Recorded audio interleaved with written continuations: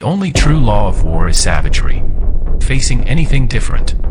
By PRAVEEN SWAMI, October 25, 2023. There's no reason to believe that any other kind of war in Gaza might have been more humane.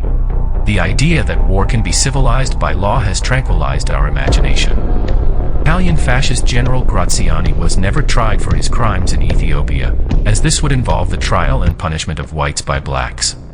Even as he prepared to hand out alms that morning, to mark the feast of St. Michael, the most powerful of the archangels, the conqueror of Addis Ababa decided not to entrust his fate to God.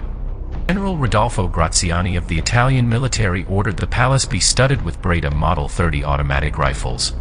Larger 6.5mm Fiat-Revelli machine guns lined the outer walls.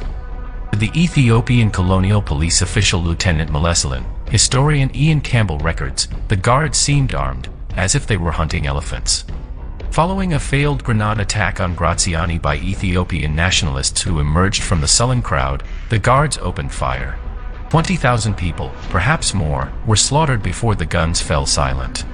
Decade 12 in the Ethiopian Guizi calendar, February 19, 1937, is commemorated each year in the country.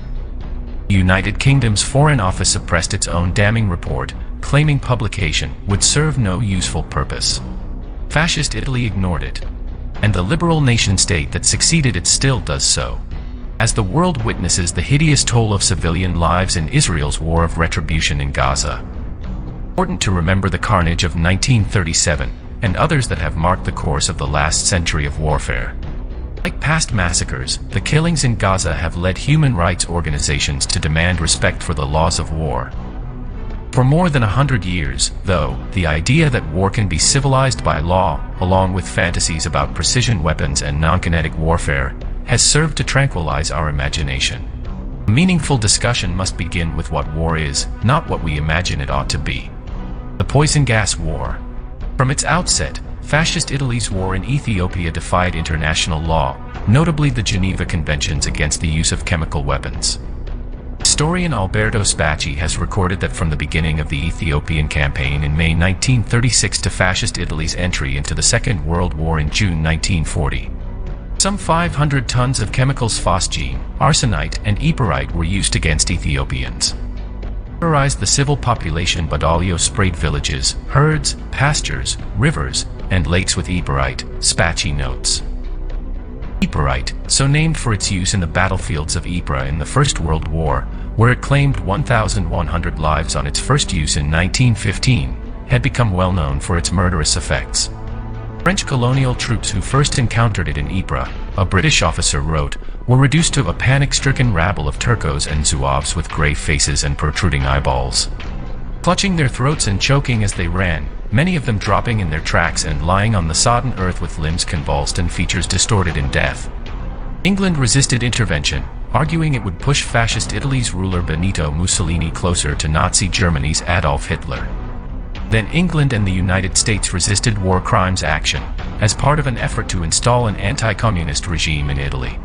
Marshal Pietro Badoglio, in charge of the savage campaign in Ethiopia and General Graziani's boss, had turned against Mussolini in 1943.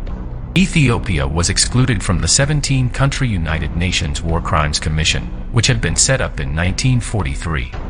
Even though Badoglio soon fell from power, the United Kingdom's Prime Minister Winston Churchill ordered Sir Noel Charles, the ambassador to Italy, to ensure the Marshal's protection.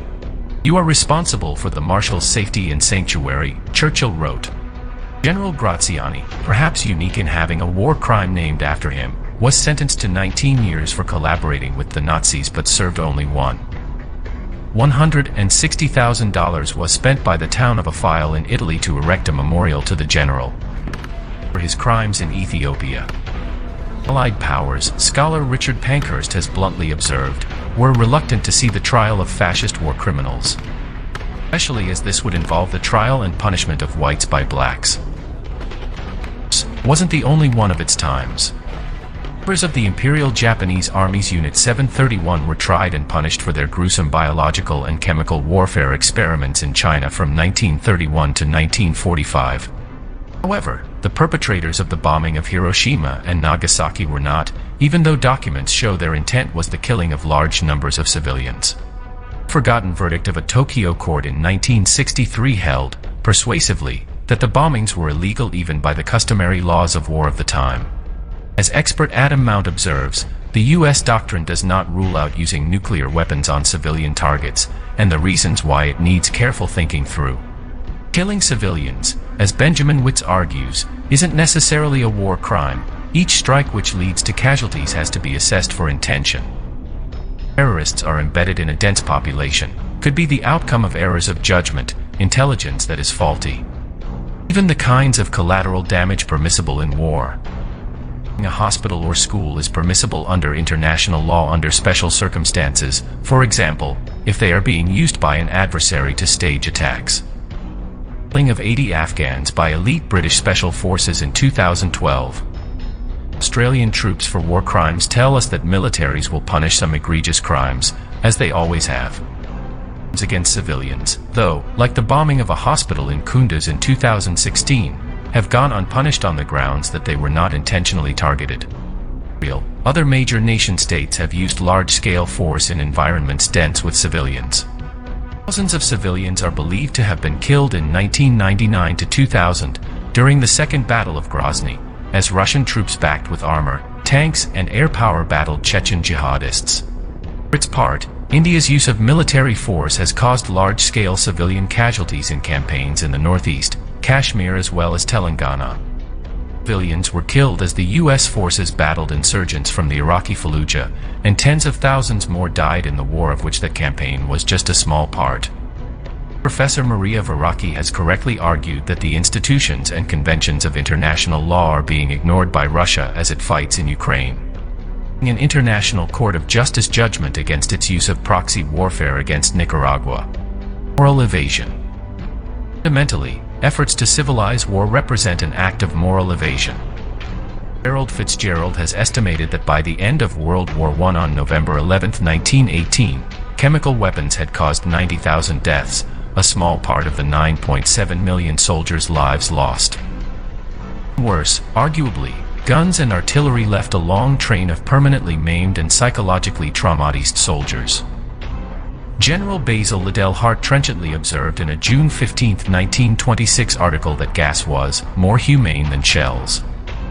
17. And I do not see in 1968 why tearing a man's guts out by a high-explosive shell is to be preferred to maiming him by attacking his lungs or his skin. Scientist James Conant said in defense of his work on chemical weapons. Moral. Gaza might be flailing, as its many critics, who include military thinkers in the country, contend. The country's military, as Avi Yeager argues, has been seduced by shallow technobabble and left unprepared for ground wars. Its leaders might be making poor strategic decisions. There's no reason to believe, though, that any other kind of war in Gaza might have been significantly more humane. People might think there is some ingenious way to disarm or defeat an enemy without too much bloodshed, wrote the 19th century theorist who conceptualized modern war, von Clausewitz. They are wrong. Mistakes which come from kindness are the very worst, Clausewitz insisted. Mohammed, the Al-Qaeda operative held in Guantanamo Bay as he is tried for his alleged role in 9/11, concurred, the language of war is killing, he simply said. Only true law of war is savagery. The crimes we can prevent are the political missteps, misjudgment, and hubris which lead up to them.